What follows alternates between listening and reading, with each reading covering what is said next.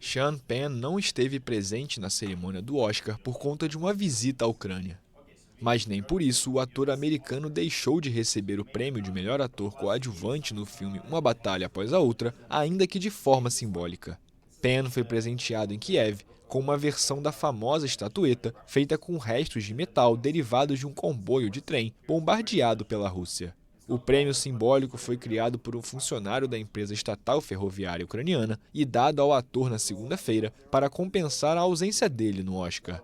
Penn é um dos maiores apoiadores da Ucrânia em Hollywood e já visitou o país em várias ocasiões desde o início da invasão russa.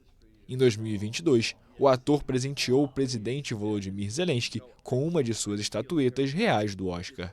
Além do prêmio deste ano, o americano ganhou como melhor ator em 2003 por Sobre Meninos e Lobos e em 2008 por seu papel em Milk, A Voz da Igualdade.